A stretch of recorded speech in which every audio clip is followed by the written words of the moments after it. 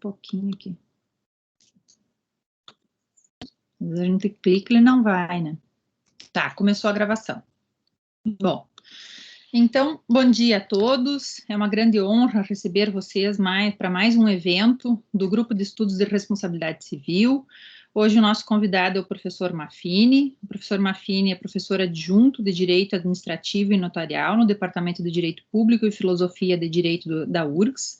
É professor de Direito Administrativo no curso de especialização em Direito do Estado, professor permanente do Programa de Pós-Graduação em Direito em Direito e do mestrado e doutorado da URGS e é advogado. O professor Maffini, então, foi convidado para tratar sobre esse assunto, tendo em vista o seu vasto conhecimento em direito administrativo, tenho certeza que vai ter condições de tratar sobre esse tema, que é um tema bem delicado, que é a questão da responsabilidade civil do Estado e dos gestores em relação à condução da pandemia.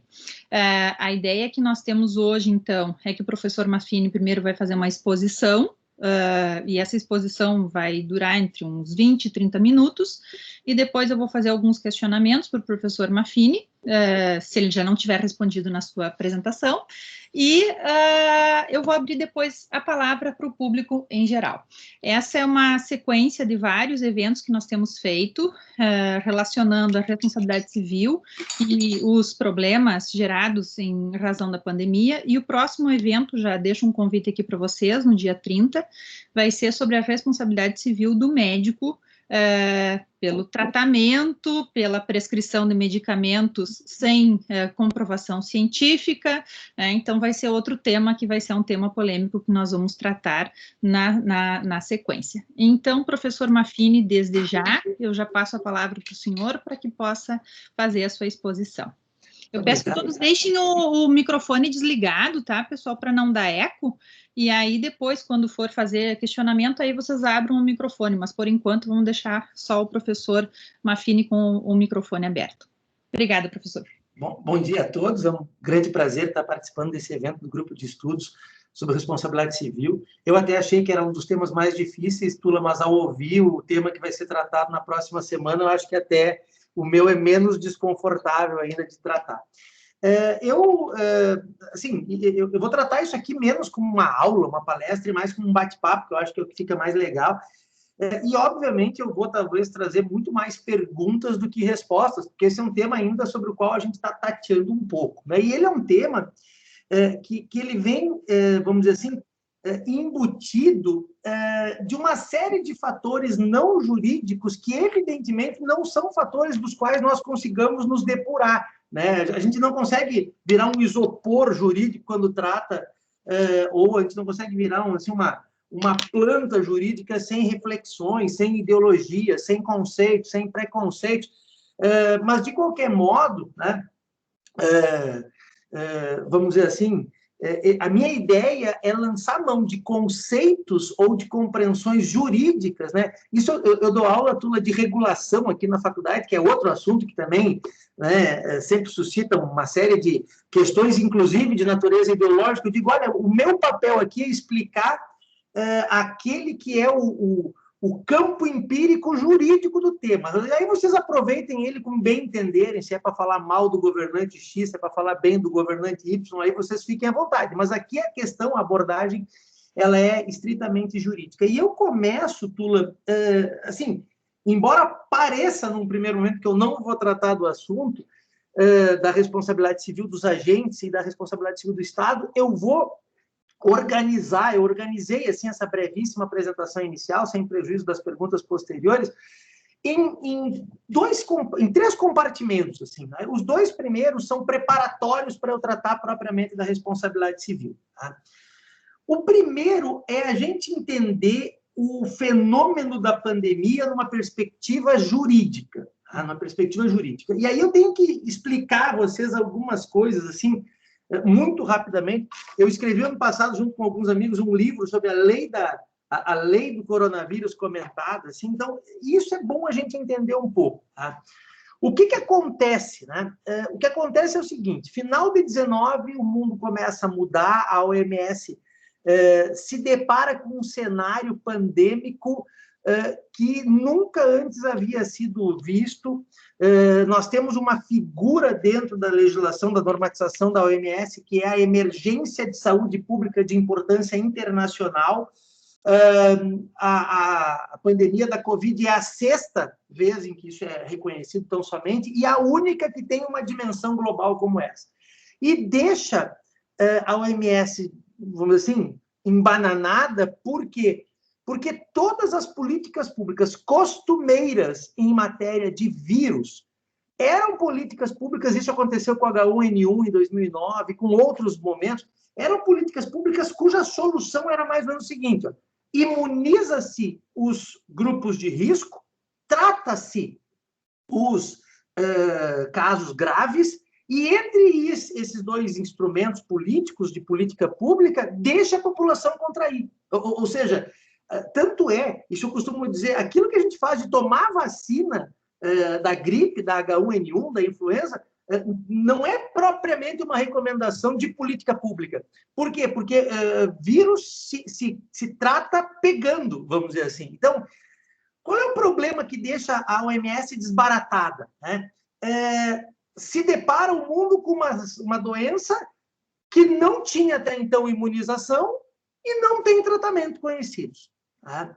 Não tinha imunização, que agora tem, e não tem ainda um tratamento conhecido. Tá? Então, assim, eu costumo dizer, eu fico um pouco impactado com o modo não científico que as coisas são tratadas, mas também, numa hora de um desespero, eu fico pensando assim, eu ouvi esses dias.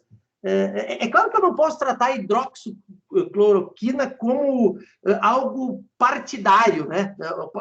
Mas eu fico pensando assim, pô, eu sou médico, eu estou com dificuldade de internar, o cara está morrendo. Se me disserem que tem que pulverizar água benta no cara, ou seja, é tudo um momento muito difícil, a gente não tem esse conhecimento. Bom, o que acontece então? Tudo é atropelado, tudo é muito rápido, e aí eu tenho algumas datas assim.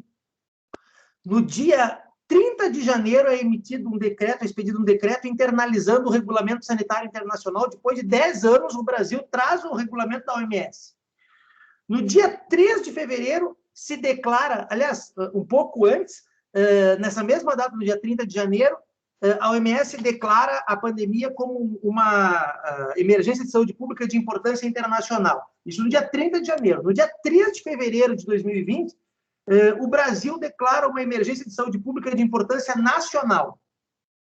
No dia 6 de fevereiro, é publicada a Lei 13.979, que é, por sua vez, a base da política pública que a OMS recomenda e o Brasil adota, que é uma política pública de contenção, vamos dizer assim, contenção da doença, para que o ambiente médico hospitalar de saúde possa vir a suportar a situação. E aí é uma política pública que confessa a sua própria impotência, né? Ou seja, o que a gente tem que fazer é manter o sistema de saúde em condição de receber os doentes. Bom, ponto. O que acontece, então? A partir dali, muito, vamos dizer assim, por comportamentos dos governantes, mas começa a ter um desalinhamento, vamos dizer assim, de políticas nos diversos entes federados. Tá? E aí tudo isso a gente conhece. Tá? E aí o que acontece ainda?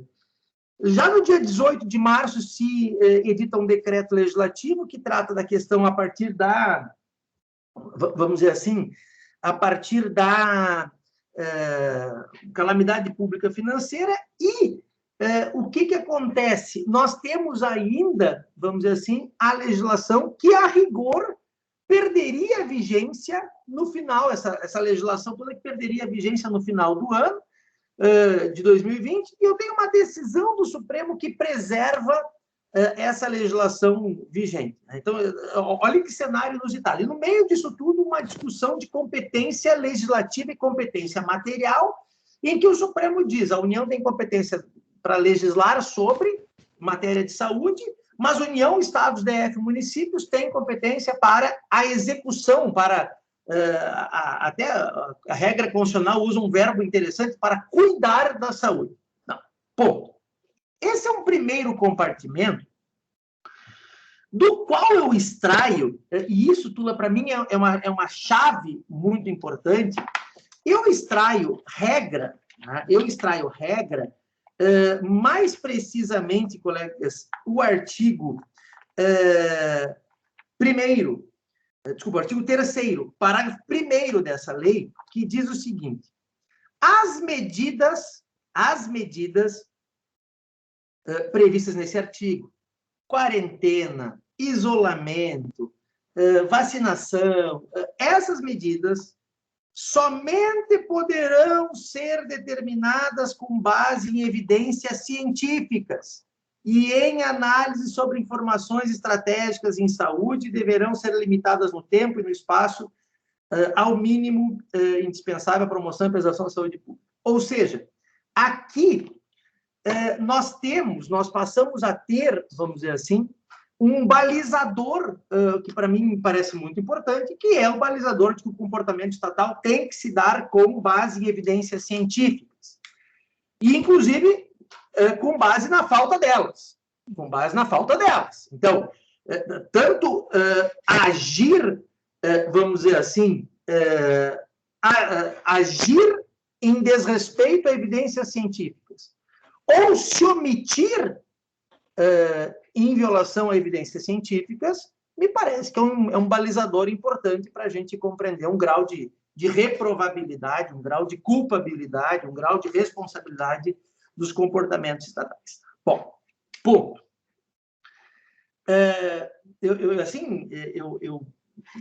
Por exemplo,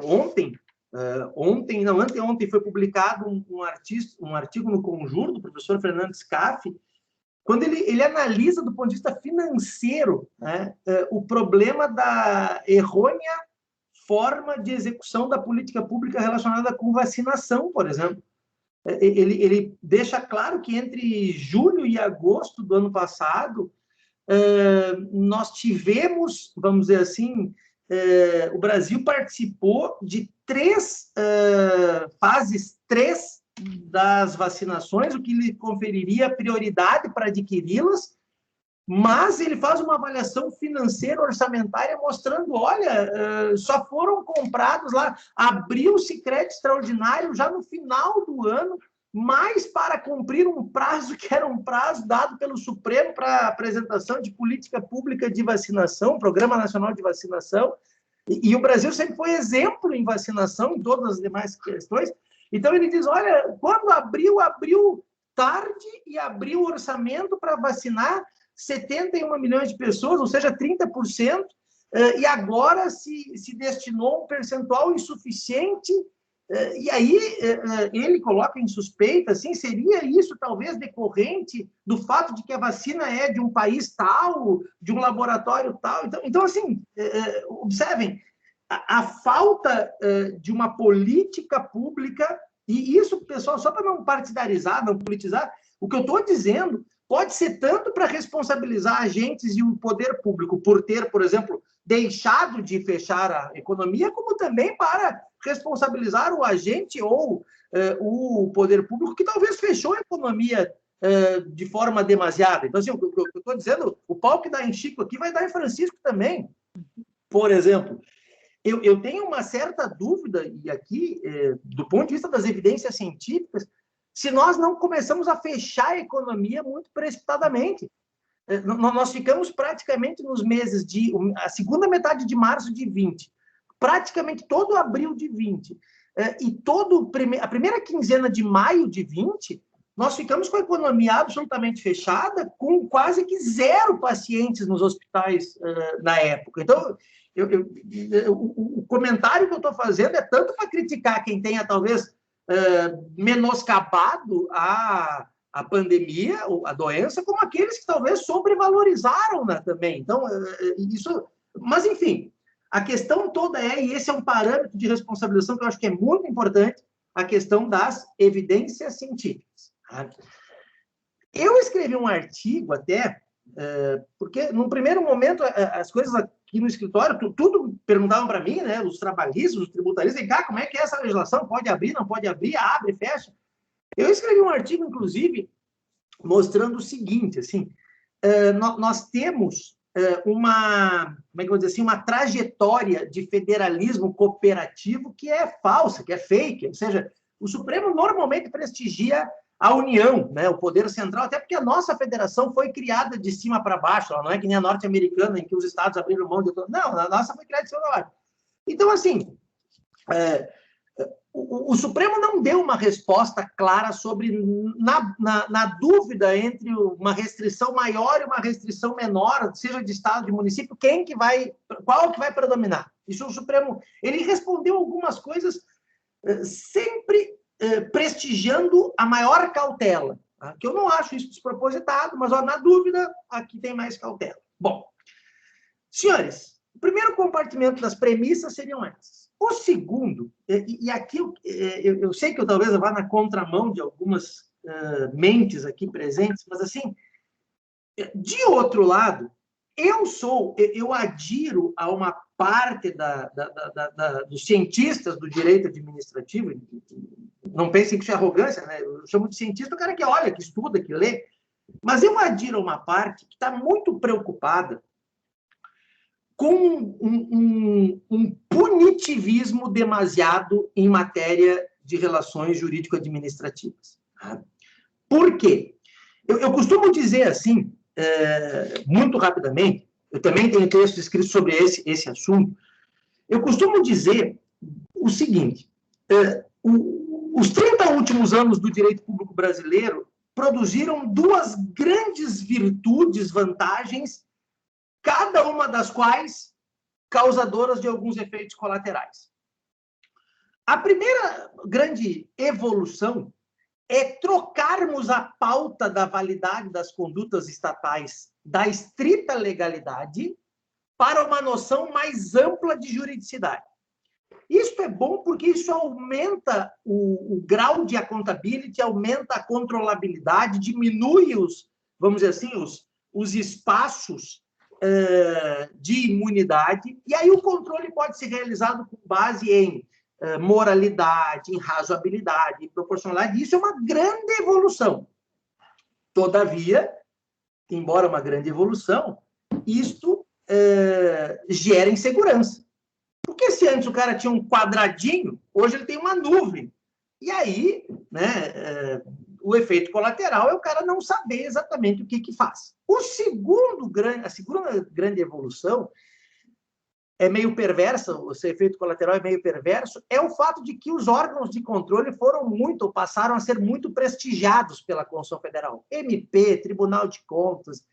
E tem uma coisa de estranho, que é o seguinte, o órgão de controle, ele se legitima pelo controle que faz. E quando o órgão de controle se legitima pelo controle que faz, ele tende, naturalmente, a exagerar no controle. Isso vale, inclusive, para o judiciário. O efeito colateral disso é o fato de que existem, sim, exageros na responsabilização pessoal funcional do agente. E aí, eu sou daqueles que acham que veio em boa hora a Lei 13.655, lá de 2018, 25 de abril de 2018, é a lei que alterou a LINDB em matéria de direito público, evitar esse ambiente que o professor Rodrigo Valgas chama de direito administrativo do medo, outros chamam de direito do terror, que é um ambiente que diz, olha, tem que se fazer um exercício de empatia para a responsabilização pessoal de um gestor. Tem que olhar as circunstâncias. Como é que eu vou responsabilizar um prefeito, um governador, um presidente por ele ter tomado uma decisão errada, só por ser errada? Porque, afinal de contas, isso suscitaria, vamos dizer assim, no caso da pandemia, cada enxadada é uma minhoca. Todas as decisões foram, em alguma medida, erradas. Então, se criou o que eu chamo, eu sei que é polêmico dizer isso, uma espécie de direito subjetivo ao erro, quando ele é só um erro. Tá? Mas esse erro, eu diria, erro não grave, um erro leve. Tá? E aí, o que aconteceu? Nós tivemos, em meio à pandemia, a edição de uma medida provisória, de número 966. Essa medida provisória só reafirmou a aplicação dessa lógica para a pandemia. E aí, o curioso, vamos dizer assim, é que o Supremo, essa medida provisória até perdeu vigência, mas o Supremo chegou a apreciar a cautelar na ADI proposta contra ela, e o Supremo manteve essa sistemática, ou seja, o Supremo manteve a sistemática de se ser constitucional aquilo que a LINDB ainda hoje diz, de que o cara só pode ser responsabilizado por dolo ou erro grosseiro. Bom, ponto nova linha. Feitas essas duas primeiras avaliações, eu parto agora sim para tratar diretamente do tema. E aí, Tula, eu tenho dito o seguinte, vamos lá. Quando a gente olha, o Brasil ele tem um problema, alguns textos e alguns trabalhos, trabalhos acadêmicos que até eu estou orientando, já estão tratando disso. O Brasil não trata bem da questão da vedação de bis in idem, nós temos vários casos de sobreposição de responsabilidades, mas, assim, pressuposto o sistema como ele está, eu diria, o mesmo fato, um comportamento de um prefeito, de um governante, de um procurador, o mesmo fato, ele pode ter variadas categorias de responsabilidade. A criminal, não vou nem tratar, porque dela não conheço. Nós temos uma responsabilidade que é uma responsabilidade político-administrativa, ou, vamos dizer assim, a responsabilidade propriamente política, que é a típica do processo de impeachment, que traz consigo valorações políticas, e eu costumo dizer assim, eu sempre digo, colegas, presidentes da República que foram processados e perderam a função por impeachment, talvez tenham cometido fatos muito menos graves do que outros tantos presidentes que não foram. Então, assim, a valoração não é uma valoração propriamente jurídica, então nem adianta a gente querer aprofundar isso. Ou seja, se eu pegar lá, talvez eu tenha fatos imputáveis ao FHC e ao Lula e ao Sarney e ao Temer muito mais graves do que aqueles fatos imputados ao Collor e à Dilma. Ou talvez o próprio Collor tenha feito coisa muito mais grave do que aquilo que determinou o seu impeachment. Então, essa avaliação também acho que não nos pertence fazê-la nesse momento. Mas, juridicamente, nós temos uma responsabilização, a de natureza político-administrativa e de natureza civil, que eu vou tratar rapidamente, primeiro a partir da perspectiva da responsabilidade do agente, Tula, e depois da responsabilidade do Estado como um todo. E aqui, a do agente, nós temos uma discussão, essa é uma discussão bem interessante. Se o artigo 28 da LINDB não seria inconstitucional em face da parte final do artigo 37, parágrafo 6º da Constituição Federal, que é aquela que diz que o regresso será realizado nos casos de culpa ou dolo. Que o Supremo, ao julgar o tema 940, chega ao ponto, corretamente, de dizer que aquela regra protege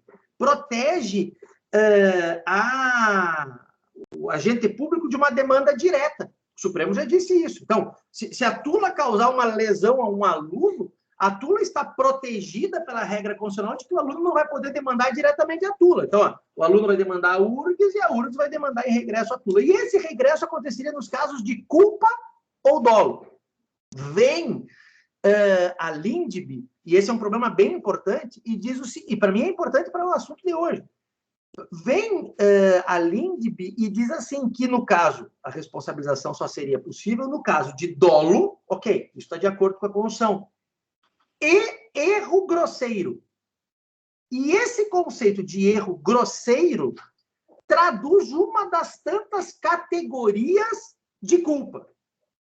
E aí eu tenho a Constituição dizendo que a pretensão regressiva, que é a única pretensão endereçável a um agente público, se dá nos casos de dolo e culpa, e vem a lei e diz que isso se dará nos casos de dolo e um dos tipos de culpa, que seria o erro grosseiro, no sentido de que haveria, portanto, uma suposta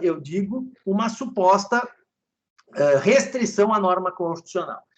E esse debate é um debate ainda inconcluso no direito administrativo. Por quê? Porque, afinal de contas, eu diria assim, se eu interpretar que isso é uma norma legal que restringe a norma constitucional, é chapada a sua inconstitucionalidade.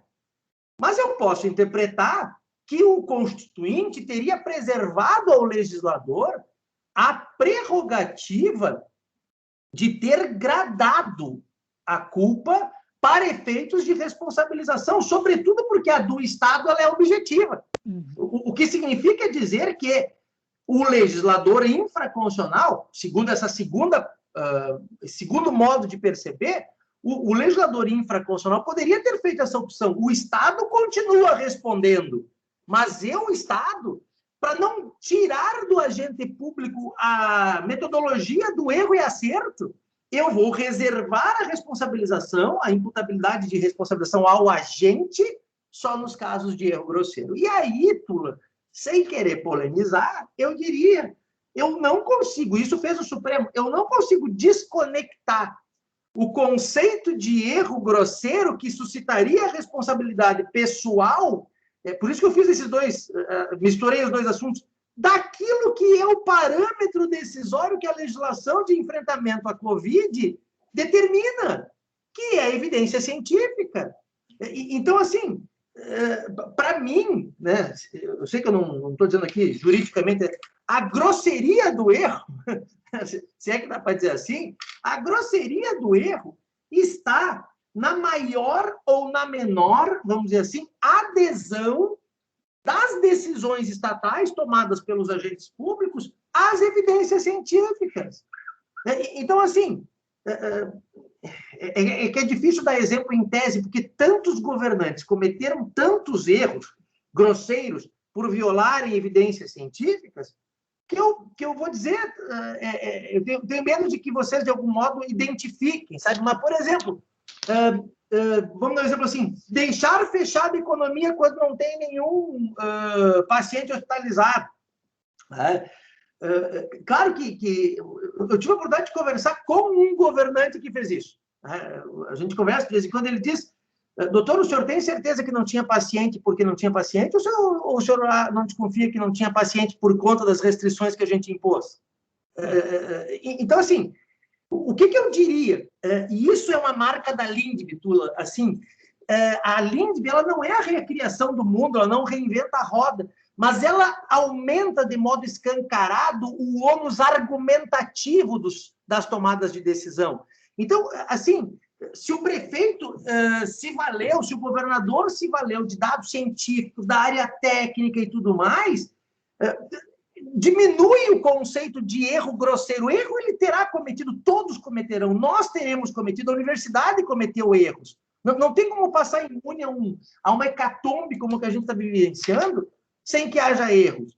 Mas a questão é o quanto estes erros são grosseiros ou não. E, para mim, a grosseria do erro, vamos dizer assim, a grosseria do erro nada mais é do que algo balizável pela adesão das tomadas de decisão a evidências científicas. E só um parênteses, as evidências científicas que há, porque nós também estamos diante de um problema em que evidências científicas também são rarefeitas. Bom, aí eu passo para um outro problema, já estou aqui estourando meu tempo, que é a questão da responsabilidade do Estado.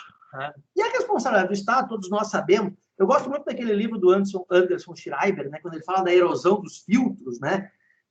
Muitos filtros foram alterados, talvez a responsabilidade do Estado, que é uma responsabilidade objetiva há mais tempo, né? Ela talvez seja a espécie de responsabilidade objetiva mais ampla que há mais tempo existe.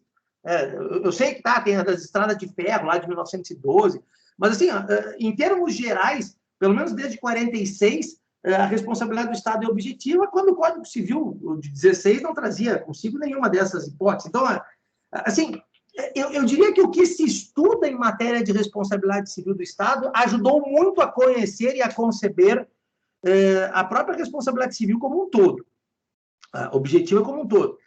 E eu diria assim, nós temos algumas circunstâncias aqui que eu quero ponderar.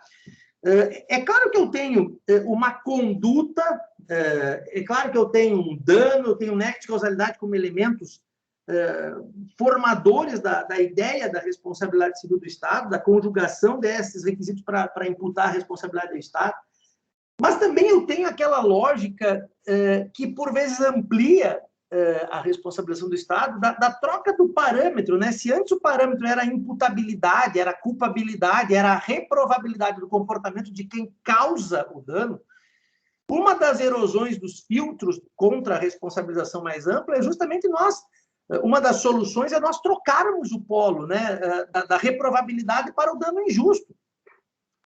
E aí, nisso também se flexibilizam as próprias noções de nexo de causalidade.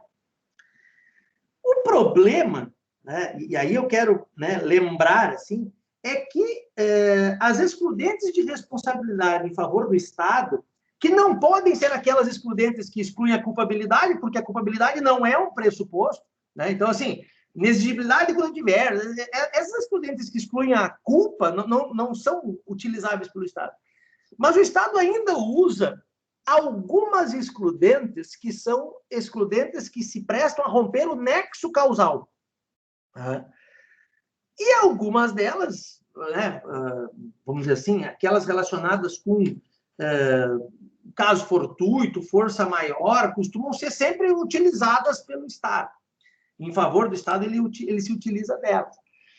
A jurisprudência e a doutrina, de alguma forma, Tuli, você sabe mais do que eu isso, vem reclamando para a ocorrência dessas excludentes, tá? Vem reclamando vamos dizer assim, a ausência de concausas, né? Ou seja, se há alguma concausa imputável a algum agente do Estado, não seria oponível essa excludente, pelo menos para excluir de plano toda a responsabilização. E aí eu volto a tratar, talvez, a concausa principal ser justamente a tomada de decisão sem base em evidências científicas. Então, assim, né, do tipo que é uma... eu sei que tem uma discussão doutrinária sobre o conceito de caso fortuito, sobre o conceito de força maior. Assim, o que quer que seja uma pandemia dessas, seja o caso fortuito, seja a força maior, me parece que se o prejuízo, se o dano é causado só pela pandemia, aí vai para a conta da FIFA. Tá? Agora, se tem a pandemia mais a concausa, né, que é uma concausa imputável ao Estado, que para mim é a principal das concausas imputáveis ao Estado, nesse caso, causadores do prejuízo, é justamente a tomada de decisão sem levar em consideração as evidências científicas, aí essa excludente de responsabilidade ela não poderia ser utilizada integralmente para a imunização do dever de reparar do Estado. O problema, Tula, e aí eu encerro, tá? É mais ou menos o seguinte, assim, há uma tendência jurisprudencial, porque a responsabilidade civil objetiva do Estado ela tem como fundamento um princípio chamado princípio da repartição dos encargos. Né? Como quem diz assim, é inevitável que haja Estado. É inevitável que haja presídio, é inevitável que morram presos. Não estou gostando de dizer isso, mas é inevitável. Mas o Estado, o presídio, o falecimento do preso acontecem porque o Estado é fruto da cultura do homem. Então, a sociedade cria o Estado e dele se beneficia. Logo, se a sociedade cria o Estado dele se beneficia, se alguém é lesado, não pode esse alguém ser exclusivamente onerado pelo prejuízo que foi causado pelo Estado para que todos se beneficiem. Então, que se reparta a conta. E é isso que explica o porquê. Um dos desdobramentos de uma responsabilidade objetiva é justamente que a responsabilidade não está mais atrelada ao ilícito. Então, o Estado poderá ser responsabilizado em tese quando houver condutas lícitas, desde que sejam condutas lícitas, comissivas, lesivas, que ocorrem em nome do Estado em razão do princípio da repartição dos encargos. E o meu medo, Tula, diante de vamos dizer assim, de um ambiente em que todos tiveram muito prejuízo, né? O meu medo é que se entenda que o Estado não tenha de mediatizar prejuízo algum, mais ou menos na mesma lógica que tem decisões no Supremo, dizendo que o Estado não é responsabilizado por ato de soberania decorrente de atos legislativos, por exemplo, se eles são constitucionais. Então, assim, o meu medo é que se crie um ambiente de zerar essa conta contra o Estado, sabe? O Estado não precisa pagar porque todo mundo foi prejudicado, e aí, se todo mundo tiver que pagar o que todo mundo se prejudicou, essa conta é zero. Então, o que eu intuo, assim, tem umas coisas que só louco faz, né, tu? Por exemplo, fazer doutorado, é só louco que faz. Fazer mestrado, só maluco que faz essas coisas, né?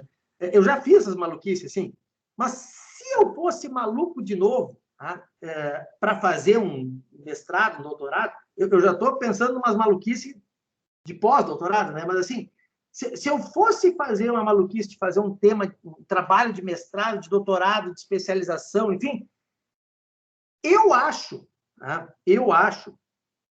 tu já deve ter tido conhecimento disso que eu estou te dizendo, assim, do que eu vou te dizer. A professora Judite fez um parecer para a Brasce, que envolve a questão da revisão dos aluguéis dos shopping centers. Sim.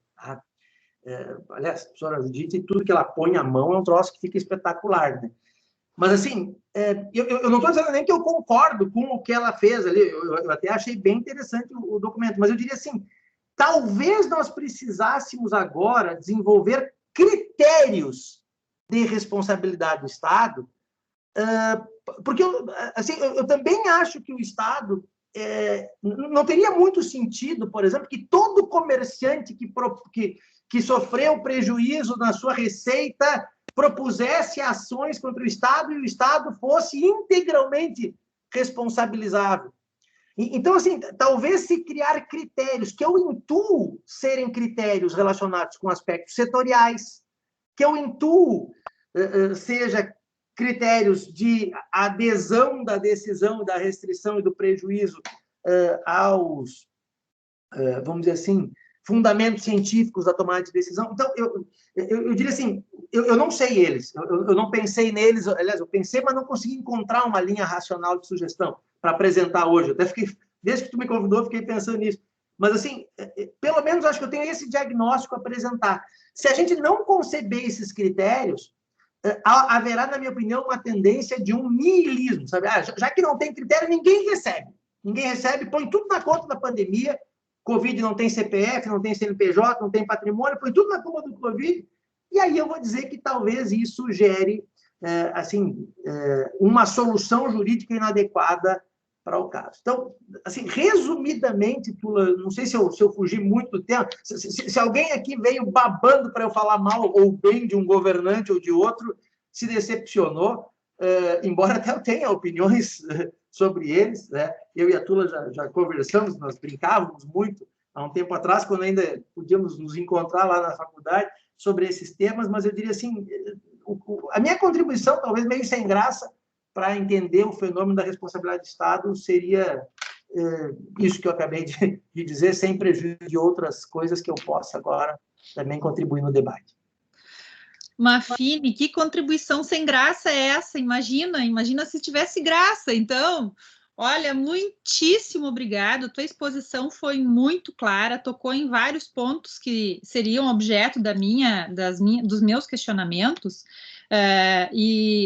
Eu vou assumir a função, que é uma função de debatedora, e aí mais para provocar um pouco algumas questões relacionadas ao assunto, que é um assunto realmente muito sério, muito emergente, e acho que essa ponderação que tu faz no final da tua fala, de que do teu temor, de que talvez isso fique na conta do Covid, na conta de quem não tem CPF, quem não tem CNPJ, quem não tem patrimônio, e que a gente vê muitas barbaridades sendo cometidas, né? E, em razão disso, eu acho que um dos aspectos que ficou muito evidente na tua fala diz respeito à ideia de uma evidência científica. Se as ações forem tomadas de acordo com a evidência científica, e aí também a gente tem que moldar a evidência científica considerando o que nós temos hoje, o que nós tínhamos em março de 2020, também esse é um aspecto que tem que ser levado em consideração, mas eu acho que tem alguns pontos que a gente pode problematizar. E eu sei que um objeto hoje do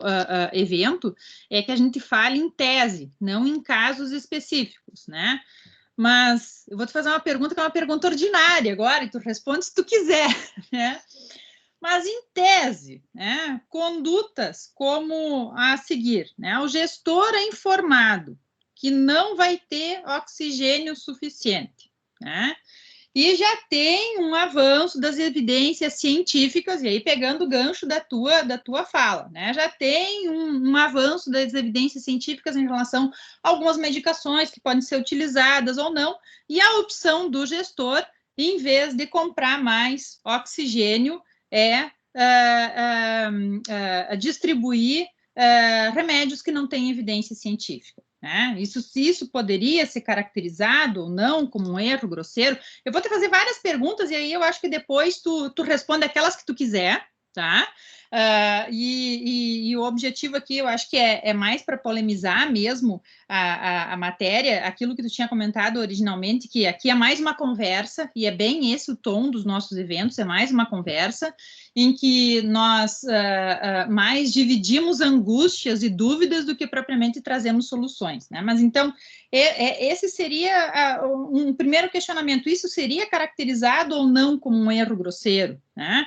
O fato de chegar em agosto do ano passado e o gestor cancelar a compra de kit intubação. E aí a gente tem toda a problemática que foi narrada agora essa semana em jornais de grande circulação em relação à crise no Rio de Janeiro, né? Teve uma reportagem, foi uma reportagem muito forte da Globo, nesse sentido, dando conta dos problemas que as pessoas estão tendo que ser amarradas e estão numa situação como uma situação de tortura, porque não tem sedativo, né? Então, a opção que faz o gestor, né, considerando que a pandemia não acabou ainda, né? Então, vamos imaginar, as evidências científicas, elas dizem que pode não fazer mais esse tipo de compra de kit, ou então não tem que ir observando como é que está o avanço da pandemia para ver se compra ou não compra esse kit, né? Então, eu acho que se isso caracterizaria ou não um erro grosseiro, né? Ou então se a gente poderia imputar a responsabilidade do Estado. Uma outra questão, a Constituição Federal, ela garante a saúde como direito de todos e dever do Estado. Né? Agora, o que fazer quando faltam recursos? Qual é que é a medida que vai ser adotada pelo Estado quando faltam recursos? Faltam leitos, falta respirador, falta leito de UTI, a saúde está em colapso. Né? Em que medida o Estado poderia se valer do princípio da reserva do possível para tentar afastar a responsabilidade civil? Né? Eu acho que é algo que a gente pode também questionar. Né? Uma última pergunta, né? Eu vou resumir aqui, tinha mais algumas, mas aí um último questionamento, né? A questão da incitação ao descumprimento de medidas de isolamento. Né? A gente sabe que as pessoas têm o livre-arbítrio de cumprir ou não com de seguir ou não esse tipo de discurso, né? Mas será que não seria possível imputar alguma responsabilidade a essas autoridades? E aí eu chamo a atenção para uma tese que tem sido levantada, que é a tese da responsabilidade por causalidade psíquica. E aí aconteceu um caso, que foi um caso na Itália, de uma cidade em que sofreu um terremoto, e aí as autoridades na época disseram que não teria problema, que era seguro as pessoas ficarem em casa, e permaneceram em casa e acabou tendo uma morte maior do que seria, danos maiores do que seriam projetados se as pessoas tivessem saído de casa, né? Ou seja, a autoridade, ela diz para as pessoas que elas poderiam ficar em casa, e elas sofreram danos em virtude desse terremoto, e depois foi ajuizada uma ação indenizatória em virtude desses danos. Né? Então, a Corte de Cassação italiana considerou o nexo de causalidade, né? E aí chama de nexo de causalidade psíquico, entre a comunicação de que a situação era segura e a decisão dos cidadãos, que levou eles a ficarem em casa. Né? Se isso, em alguma medida, poderia ser relacionado com a incitação que a gente tem no país para que as pessoas elas afrouxem as medidas de isolamento, ou então para o uso de medicamento sem comprovação científica, né? Uma incitação para um tratamento ou procedimento que é fora dos protocolos que são exigidos. Inclusive, essa semana teve uma notícia que foi veiculada, que é uma notícia bem grave, de um experimento, que até foi chamado na notícia como um experimento mengeliano, né, de que foi utilizada cloroquina macerada num hospital, que era um hospital público, e aí foi feita a nebulização e algumas pacientes vieram a óbito, né? E aí eu quero chamar a atenção de que, nesse caso, a gente tem um gestor, que é o presidente, que fez uma live defendendo a nebulização, e isso depois foi reproduzido pelo ministro da Secretaria da Presidência, o Onyx Lorenzoni, que publicou um vídeo em que era feita a nebulização dessa paciente, mesmo depois que a paciente foi morta, como se, mesmo que a paciente veio a óbito, como se isso fosse uma cura, fosse um remédio que seria, então, um remédio milagroso, um procedimento que poderia salvar vidas, né? Mas aí, Mafini, tu responde o que tu quiser, né? Tu faz a análise em relação aos aspectos que tu achar relevante, né? A minha função aqui é só colocar uma pulguinha a mais atrás da orelha, né? E desculpe se fui muito incisiva nas questões. Tá desligado teu microfone, Mafini. Perdão. Não, a tua tarefa de incitar o debate, eu diria que foi espetacularmente bem feita. Mas assim, Tula, deixa eu vou te responder, até talvez eu peça ajuda, porque tu fizesse muitas indagações interessantes, talvez eu peça para repetir, mas assim, vamos lá, tá? Para provar que eu não vou polarizar partidária ideologicamente a conversa, vamos colocar na conta dos primeiros exemplos ali de falta de oxigênio, vamos colocar junto com a falta de kit intubação, vamos colocar, por exemplo, só para provar que não é partidária a questão, vamos colocar talvez o fechamento de comércio quando, por exemplo, o comércio é comprovadamente mais ou menos seguro que outras atividades preservadas, por exemplo. Então, assim, só para a gente não polarizar. Tá? Eu vou, Tula, fazer um comentário, e talvez tu, Gerson, enfim, que sabem como eu penso, talvez saiba que, né, tem algumas coisas que podem surpreender pessoas e outras não. Eu não estou tendo nenhuma surpresa. Né? Eu não estou tendo, assim, para mim, as expectativas que eu tinha estão sendo todas elas alcançadas. Né? Mas eu vou dizer uma coisa para vocês que é o seguinte, uma coisa que me incomodava, e eu até conversava com alunos lá na faculdade sobre isso, quando estava no processo do impeachment da Dilma Rousseff, depois na Lava Jato, enfim, na Lava Jato, no impeachment, antes no Mensalão, eu ficava um pouco irritado que aquela grande massa de tudólogos que a nossa sociedade tem, tá? Nós temos uma grande massa de tudólogos, né? Os caras sabem tudo. E alguns são com mestrado e doutorado em tudologia. Que todo mundo se arvorou na condição de ser especialista em direito. Então, eu ia conversar com os meus tios lá, o cara é engenheiro agrônomo, o cara queria derrubar regras ou teorias sobre o mensalão, sobre o petrolão, sobre o impeachment. E eu cheguei a dizer isso para os meus alunos, eu tenho uma suspeita de que isso é decorrência da falta de reconhecimento de um caráter científico do direito. As pessoas talvez tenham dificuldade, eu dizia, por isso que já que ninguém acha que é ciência, né, cada um faz o que quer. E a razão pela qual a gente estuda 5 anos numa faculdade, 3 no mestrado, 4 no doutorado, é só um fetiche. Tá? Bom, eu confesso, Tula, que eu fiquei menos brabo quando eu percebi agora, no contexto da pandemia, que também todo mundo, e eu dizia antes, Tula, assim, olha, vê se em medicina os caras discutem. E eu dizia, medicina tem um caráter mais científico. As pessoas respeitam mais a ciência da medicina. Eu dizia na época lá dos debates do Mensalão, do Petrolão, né? Prende o Lula, solta o Lula, prende fulano, abre o fulano, o Moro faz isso, todo mundo era especialista, né? Como ainda são. Né?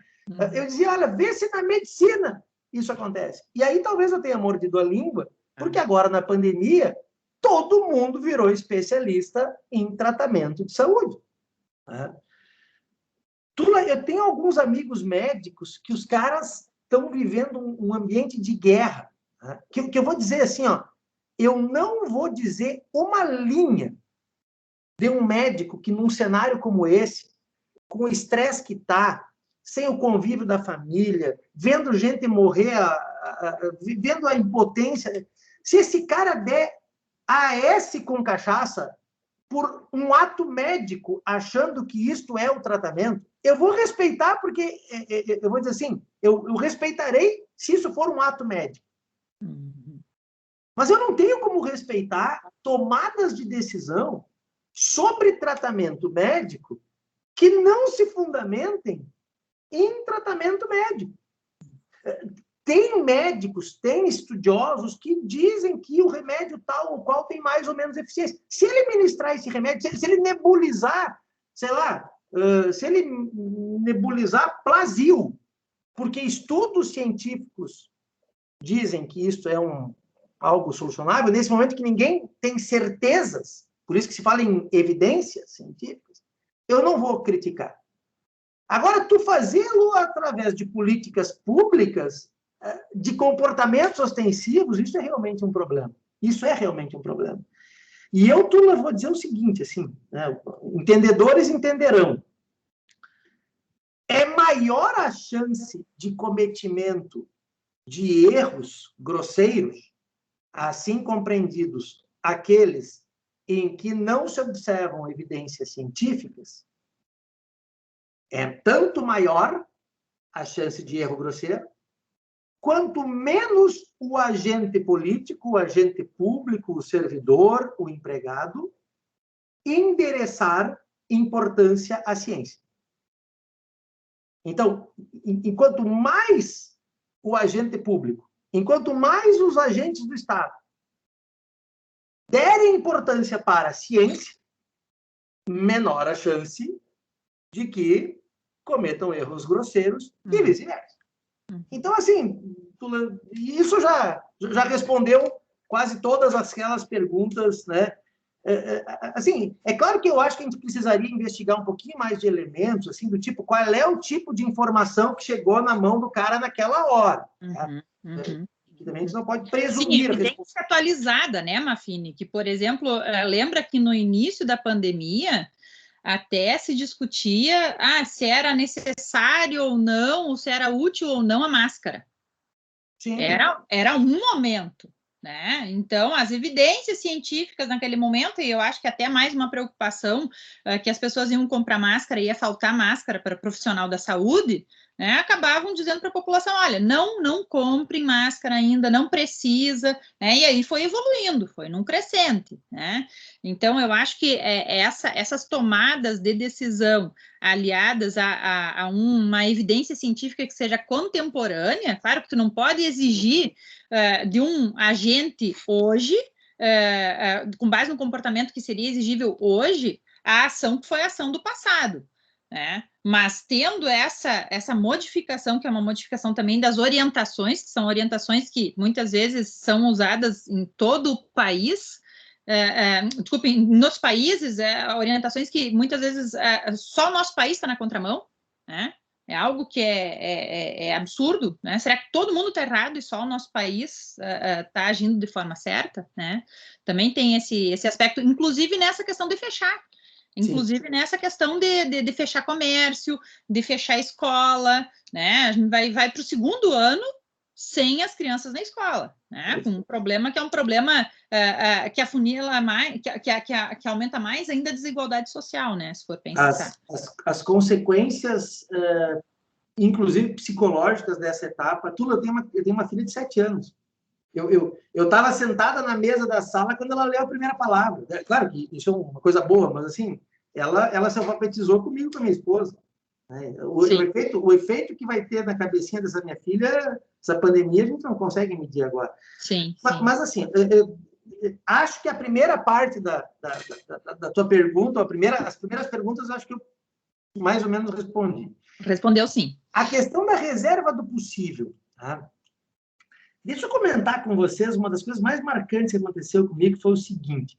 Eu estava no Supremo uma vez, esperando um processo meu, tá? Quando o Barroso deu voto no RE 580-252, que é aquele que depois virou a repercussão geral, que fala da indenização do Estado por situações desumanas em presídio. Tá? E esse acórdão, o voto dele foi um voto que deixou todo o pleno atônito. Assim. O relator era o professor Teori Zavascki, já tinha acompanhado o ministro Gilmar, que na verdade, o voto do professor Teori é o que fixou a tese depois, né, de que é responsabilizado o Estado por situação desumana, enfim, etc.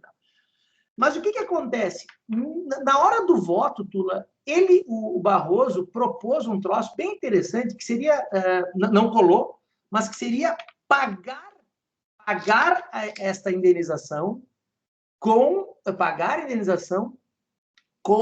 moeda não pecuniária, que seria pagar essa indenização com diminuição de tempo de cumprimento da pena.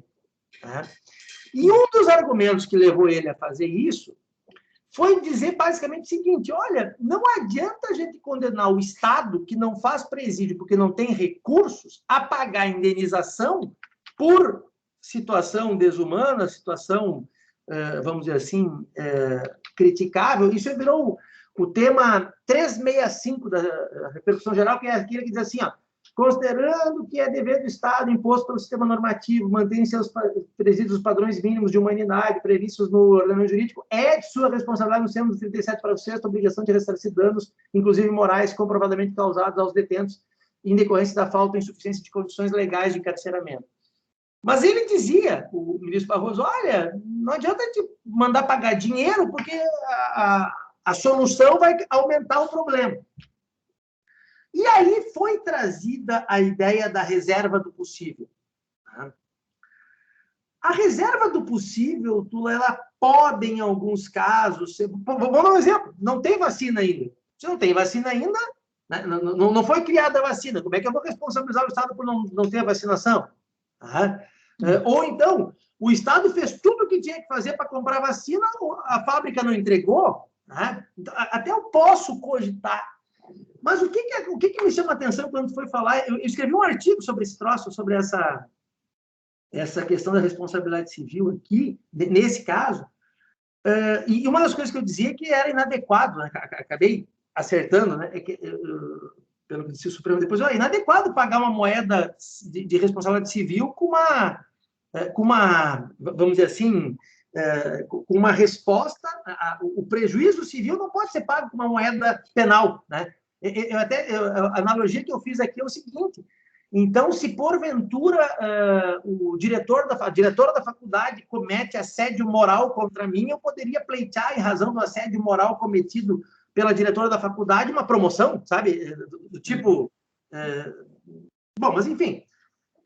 O que eu gostei é que aqui se diz claramente que a reserva do possível não é assunto compatível com responsabilidade civil. Tá? Está no acórdão do RE, esse que eu falei, o seguinte, ó, deixa eu só aqui, passagem do voto para o seu Teori. Sendo assim, e considerando que, no caso, a configuração do dano é matéria em controvérsia, não há como acolher argumentos que invocam para negar o dever estatal de analisar o princípio da reserva do possível nessa dimensão reducionista de significar insuficiência de recursos financeiros. Tá? E aí continua ele. Aí tem uma passagem do voto do professor, do ministro... O professor Teori fala disso, e o ministro Celso de Mello também afasta num argumento, vamos dizer assim, deixa eu só achar aqui. Olha aqui, ó, um argumento assim, ó, deixa eu só achar aqui. O que o ministro Celso de Mello diz? Tá? não pode ser invocada pelo Estado com a finalidade de exonerar-se do cumprimento de suas obrigações constitucionais, notadamente quando dessa conduta governamental negativa puder resultar na unificação ou até mesmo aniquilação dos direitos constitucionais impregnados no sentido de essencial fundamentalidade. Então, assim, aí ele até diz, tá? A responsabilidade civil pauta-se por uma lógica de justiça comutativa ou corretiva, tá? E a reserva do possível, ela se dá numa lógica de justiça distributiva própria daquilo que é, vamos dizer assim, por exemplo, o cumprimento dos direitos sociais. Então, assim, resumidamente, a reserva do possível, ela não está proibida de ser utilizada em alguns aspectos no tocante aos fenômenos e aos prejuízos da pandemia, mas não em matéria de responsabilidade civil. Tá? Então, assim, até eu posso cogitar de invocar a reserva do possível, por exemplo, na questão que envolve a responsabilidade pessoal do agente, a responsabilidade político-objetiva do agente, mas a responsabilidade civil, o Supremo, pelo menos nessa ocasião, refutou que isto possa ser utilizado em matéria de responsabilidade civil. Então, acho que é, talvez, uma forma de responder isso. E tu tinha uma outra pergunta interessante que eu acho que eu me perdi. A questão da incitação ao não cumprimento das medidas de isolamento, né? Ou então a incitação ao uso de medicamentos que não têm comprovação científica. Eu acho que entra no mesmo, né? Isso, eu acho que tu já respondeu antes. Eu acho que daí entra na questão... Assim, o que... Eu vou dizer para vocês assim, uma coisa que eu penso. Não deve ser confortável ser presidente da República, governador de estados, prefeito municipal, numa época como essa, né, pessoal? Tipo assim, se eu puder escolher ser um dia presidente da República, eu não vou querer ser no meio de uma pandemia como essa. Né? Mas essas funções todas exigem algumas características que não são muito fáceis de obter num momento como esse. A altivez, a serenidade, né, a deferência à ciência. Né? Eu até vou dizer para você o seguinte, assim, eu estou tentando pensar, né, medir as coisas com as réguas da gente, de vez em quando é uma injustiça também, mas por exemplo, assim, eu posso até discordar pessoalmente, mas se eu tenho um assessoramento técnico que me diz que eu tenho que defender tal coisa, bom, eu confio nessa solução técnica e vou eu, a partir daí, querer, né, ou ter de defender isso com uma postura estadista, que é difícil de... Assim, não é fácil ter normalmente essa postura, né? Numa época como essa é mais difícil, mas eu não tenho dúvida que ficaria... Assim, eu fico pensando, né, quantas vidas seriam salvas se o comportamento de todos fosse um comportamento mais racional. Eu não tenho dúvida que não teríamos chegado a... Estima-se que mesmo até concluir a vacinação, morrerão 505 mil brasileiros. Que loucura. Metade de Porto Alegre morre nessa pandemia. Né? Metade de Curitiba morre numa pandemia como essa. E muitos que vão ficar com sequelas, né, Mafini? Porque os que sobrevivem, muitos ficam com sequelas, né? Famílias destroçadas, uma tristeza. Pois é. Mas muito obrigada. Acho que respondeu todos os meus questionamentos e de uma forma muito satisfatória, Mafini. Eu quis te colocar numa saia justa, mas não conseguiu, viu? Escapei. Eu acho que a gente pode abrir, se tu não te opuser, para três questionamentos. Eu não sei se tem alguém que gostaria de fazer algum questionamento para o professor Mafini. Aí é só levantar a mão e abrir o microfone. Não? Espera aí que eu acho que tem alguém que... o Frederico. Pode abrir teu microfone, Frederico, e fazer a pergunta. Alô? Bom dia, me escuta? Oi, pode falar. Primeiramente, bom dia aos professores. Parabéns pelo evento, aí, realmente muito interessante. Matéria extremamente atual. Primeiramente, agradecer ao professor pela presença e pela exposição que fez. E a minha dúvida iria no sentido, talvez, um pouco mais do direito administrativo, que é da responsabilização civil, mas quanto à utilização de, então, meios não científicos e de erário público e a sua relação com a probidade administrativa, né? A utilização de dinheiro público para, pensando num exemplo mais concreto, né, para compra de remédios não cientificamente comprovados, etc., como essa responsabilização poderia ser feita tendo em vista a probidade administrativa? Frederico, né?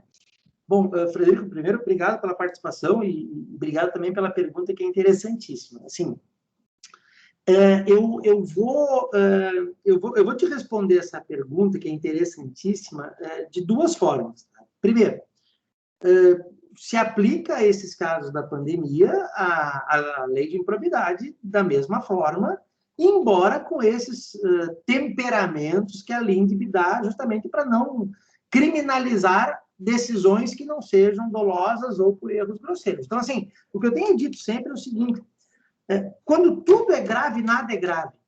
E há uma tendência de se tratar tudo com muita gravidade, tudo é improbidade, tudo é crime, sabe? E assim, é tão vulgarizado que eu já vi reunião, a Tula talvez já tenha visto isso também, reunião de departamento aí na faculdade, em que um acusa, tal decisão, tal opinião é uma improbidade, tudo vira grave, tudo vira ímprobo, tudo vira crime, tudo vira... E isso é o primeiro passo para que nada seja grave. Então, eu diria assim, eu tenho defendido que nós temos que concentrar o aparato estatal sancionatório para as coisas que mereçam ser sancionadas. E na hora que tudo vira ação de improbidade, na hora que tudo vira ação criminal, tudo vira ação penal, nada é adequadamente tratado. Eu trato com muita gravidade coisas pouco graves e eu trato com a mesma gravidade das coisas pouco graves aquilo que realmente é grave. Então, assim, o que eu estou dizendo agora não é uma forma de defender impunidade, não é uma forma de defender corrupção, não é nada disso. Mas é, talvez, criarmos ambientes e interpretações que concentrem ou restringam esses aspectos mais graves para os casos, para os fatos mais graves. E é por isso que eu simpatizo, Frederico, aquela questão que envolve o conceito de erro grosseiro, o conceito de dolo, como condições de responsabilização do agente. Muito se gastou, assim, vamos combinar, muito se gastou na pandemia, talvez, com erro. Muitos recursos públicos foram gastos com erro. Mas aí a gente tem que ver o que era um erro grosseiro, o que não era um erro grosseiro e assim por diante. Qual é o problema? Existe na lei de improbidade, Frederico, tu deves lembrar, o artigo 11, que ele é tratado pelos autores, como, por exemplo, Marino Pasolini Filho, como soldado de reserva, né? Soldado de reserva. No caso em que há uma desonestidade que não é dotada de cunho patrimonial, mas ainda assim há uma desonestidade, se aplica a lei de improbidade por violação aos princípios. E aí, Frederico, eu tenho que te dizer que eu tenho um pouco de medo do uso demasiado disso. Por quê? Porque inibe, né? Quantas vezes a gente ouve falar assim, eu não vou fazer isso porque é o meu CPF que está em jogo. Poxa, e aí se inibem soluções criativas, soluções interessantes. Então, assim, resumindo, tá?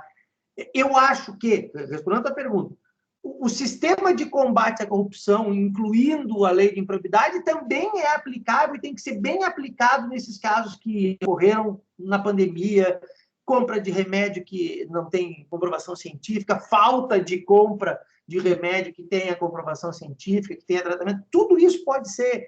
A minha única preocupação, talvez meio anticlímax, assim, de quem gosta desse, né, sancionamento generalizado, né? Eu só acho que a gente tem que tomar cuidado para separar os casos graves dos casos não graves, e o conceito que eu vejo é o conceito de dolo, o conceito de erro grosseiro, e para mim o balizador do erro grosseiro é justamente a presença ou não de evidências científicas, ou mesmo a falta delas, né? Então, eu acho que a Tula tocou num assunto que eu não tinha talvez desenvolvido adequadamente, que é o seguinte: o que se sabe hoje da Covid é muito mais do que se sabia naquela época. Então, assim, eu não vou Como é que eu vou dizer para vocês assim? Eu acreditei na hidroxicloroquina no primeiro momento. Eu acho que eu nunca tomei tanto vermífugo como eu tomei no início do ano passado. Eu devo estar, né, eu devo estar com o corpo purificado por ivermectina por uns 10 anos. Assim, por quê? Porque, porra, naquela hora eu via médico receitando tomar vermífugo, né? Tomar ivermectina, eu tomava também. Tomar zinco. Porra, eu acho que eu comi umas 10 folhas de zinco, de tanto remédio de zinco, porque eu via médico dizendo. Não era problema tão grave, talvez, naquela época, como passou a ser quando as pesquisas começaram a surgir. Olha, isso aí não serve para nada. Ou isso serve para pouco, ou isso não tem nenhuma. Então, essa gradação também. Então, assim, Frederico, eu não sei se eu te respondo como talvez fosse recomendável mais detalhadamente responder, mas, assim, o regime de improbidade se aplica, não houve uma espécie de janela, né? O que acontece é que eu temo, né, vamos chamar assim, essa perseguição depois, sabe? Até porque, não tanto em matéria de ação de improbidade proposta pelo MP, mas, de vez em quando, as ações de improbidade elas têm uma origem que não é propriamente jurídica, né? Então, assim, só tem um pouco de temor do uso inadequado desse assunto. E tu, assim, tu falou daquele negócio da nebulização da hidroxicloroquina, sabe? Eu ouvi uma reportagem de rádio quando o médico que primeiro fez isso, não a médica que ela, foi um outro médico que fez isso, o cara foi entrevistado, né? E aí, assim, ó, ali o cara disse, olha, até a pergunta foi direta, né? O senhor é bolsonarista? Ele disse, cara, eu sou médico, eu não entrei nessa, eu não entro nessa onda, eu não vou receitar remédio porque o partido tal, o governante tal concorda, eu não vou deixar de receitar porque o governante não concorda, eu não entrei nessa. O fato é que o cara estava morrendo na minha mão. O cara, eu pedia respirador, não tinha respirador. Sabe, o cara dizendo, olha, eu pedi regulação para mandar o cara para UTI, não tinha leito de UTI. Chegou uma hora que o que eu tinha na minha mão era uma indicação de alguns estudos. Eu já tinha feito tudo aquilo que a ciência tinha me ajudado. Chegou uma hora que a alternativa era ou deixar o cara morrer ou fazer uma tentativa de nebulizar a hidroxicloroquina, que eu não sei, eu não acho se tratar de um remédio, mas eu não tinha. Então, assim, Tula, ouvindo o cara, sabe, é diferente daquele caso em que a gente ouviu falar em que a opção pelo tratamento foi quase que fundamentada por ideologia, sabe? Então, assim, o meu medo é que venha o MP, por exemplo, sabe? Só para explicar minha resposta ao Frederico, o meu medo é que agora venham 10 ações iguais contra médicos que receitaram nebulização de, sei lá, se não quiser usar esse remédio, usa aspirina, sabe? Por quê? Porque eu acho que essas situações concretas elas não podem ser desprezadas nessa hora. E sem contar os médicos que estão sofrendo uma pressão dos pacientes também, né? Eu estou curioso. Eu não sei se eu vou conseguir participar na próxima sexta, mas eu estou curioso para ouvir esse troço aí. É no dia 30. Quem é que vai tratar desse assunto? É o Facchini e a Gisela Sampaio Cruz. Eu vou fazer o possível para participar. A gente tem ainda uma pergunta do Davi, e aí a gente vai encaminhando para o encerramento. Davi, pode fazer a tua pergunta? Sim. Queria parabenizar também ao professor pela fala, é sempre um prazer, e a gente já está muitas vezes de lados opostos em algumas ações, mas o debate é sempre muito respeitoso e de muita qualidade, é uma alegria, né? Eu tenho também, mais uma problematização, assim, do que uma pergunta objetiva, assim, eu acho que a gente está num momento, é difícil olhar, às vezes, para essa responsabilização de uma forma prospectiva, assim como também é muito difícil, às vezes, olhar em retrospectiva e analisar a figura do gestor o que ele se via premido a fazer naquele momento, né? Eu falo, eu já fui gestor de contratos, já fui pregoeiro, então, assim, a gente já sentiu na pele, já, assim, às vezes, as inseguranças que a gente tem, e agora eu trabalho na AGU, em órgão de controle, agilizando a improbidade administrativa. Então, assim, é uma preocupação constante não balizar o instituto, né? as ações que a gente vê com dolo são as mais fáceis, né? As ações com culpa grave, né? Se um dia alguém me conseguir me explicar o que é uma culpa grave, né? Seria um prazer, assim, a gente ter alguma... Mas, assim, é muito complexo, né? E o que a gente vê muito nos processos, assim, a gente vê um amadorismo muito grande dos gestores, né? E isso é uma coisa, assim, que chama muito a atenção, assim, e é muito difícil, às vezes, tu ver a culpa grave, muitas vezes porque tu não sabe o que levou aquele gestor até ali, quem colocou ele ali, por que ele foi colocado ali, e às vezes me dá a sensação muito que a gente está olhando para o ordenador de despesa, né? Mas a pessoa que está nomeando essa pessoa, e muitas vezes, assim, de propósito, alguém despreparado para aquele lugar ali, também está se beneficiando muito, digamos assim, e a gente não está olhando para essa responsabilização, assim, né? Então, assim, a minha ponderação é daqui a pouco se a gente não está olhando talvez um pouco para esse lugar errado, digamos assim, e talvez eu estou um pouco na contramão do professor, eu estou pensando em expandir um leque de responsabilização, assim, né? Mas é justamente pensando a gente olhar, talvez, tipo assim, em que problemas estruturais que estão gerando esses problemas de amadorismo, de gestão, porque, assim, como órgão de controle é algo muito cansativo, a gente vê de novo, parece que está enxugando gelo, assim, né? E talvez, realmente, de tanto enxugar gelo, daqui a pouco a gente acaba perdendo a mão, digamos assim, e não conseguindo mais separar o que é um gestor mal preparado de um gestor mal intencionado, né?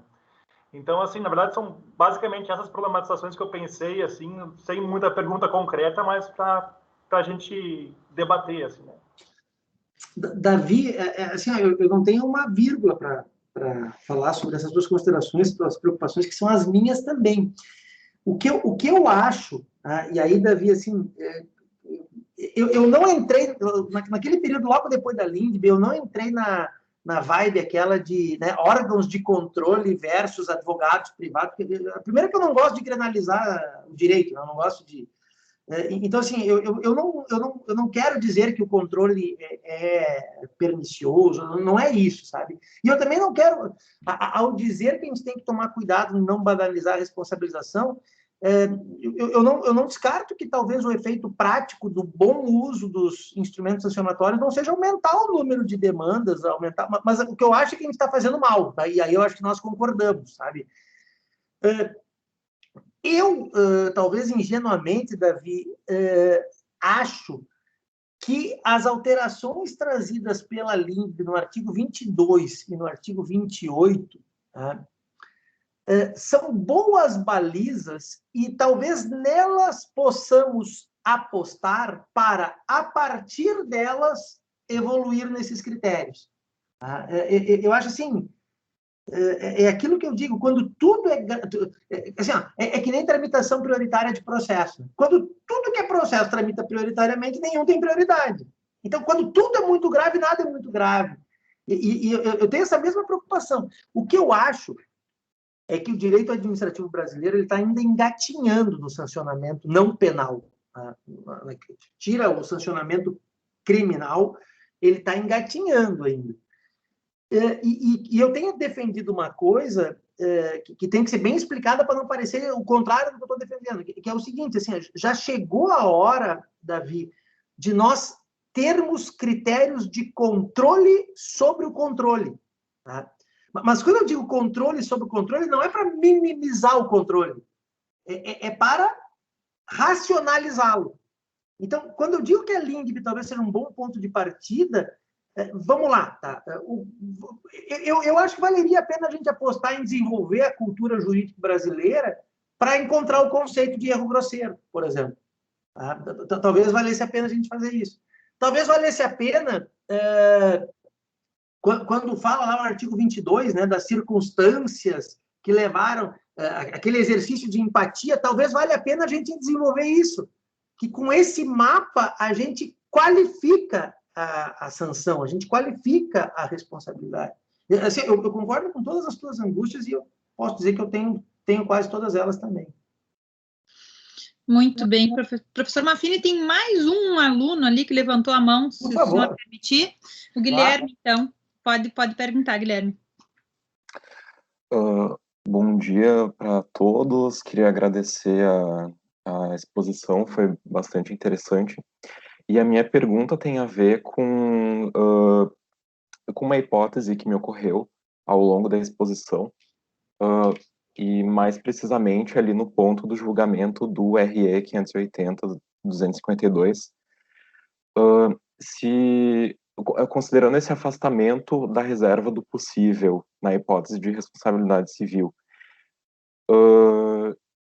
Vamos imaginar o caso, por exemplo, dos médicos que estão trabalhando na contenção da pandemia, ou inclusive de outros agentes públicos, no caso servidores públicos de assistência social, por exemplo.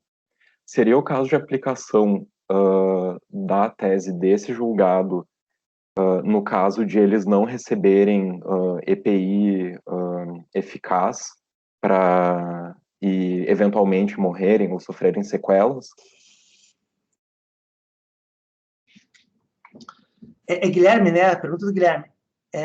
Guilherme, assim, a minha resposta é afirmativa nessa hora.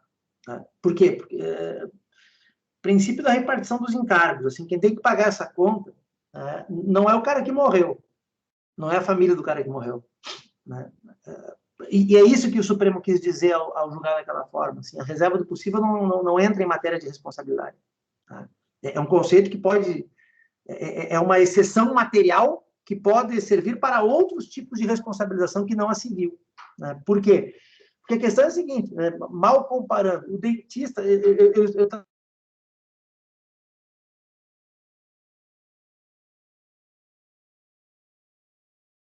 uma travada aqui. Oi, pois é, deu uma travada. Mafini?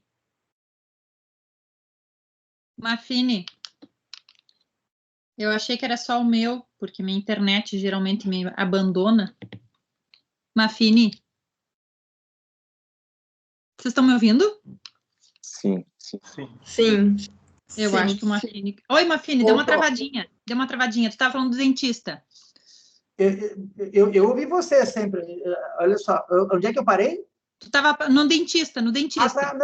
Não, eu estudei por uma questão de uma consulta de uma cliente, a questão do spray, que é uma das principais fontes de contaminação, é o spray bucal lá, que é o atendimento do dentista. E assim, mas o Estado não tem recurso suficiente para dar EPI adequado. Ok. Mas não é o dentista ou os seus familiares que vão pagar essa conta. A sociedade vai pagar essa conta. Então, eu até diria assim, esse caso é um dos casos que, para mim, ficaria, Guilherme, muito evidente a responsabilização do Estado nesse caso. Tá?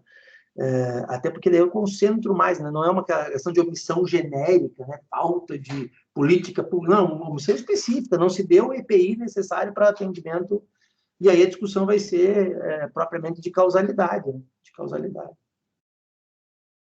Certo, obrigado. E, na verdade, eu tinha mais uma dúvida. Pois não. Pensando nessa hipótese de EPI, me ocorreu que, pelo que eu vejo, assim, por cima, existe uma gradação da efetividade do EPI, né? Então, como é que entraria essa questão da efetividade e que talvez parta para o problema que o senhor trouxe em outro momento da comprovação científica da medida pública que está sendo levada adiante? Porque, assim, o que eu quero dizer com isso?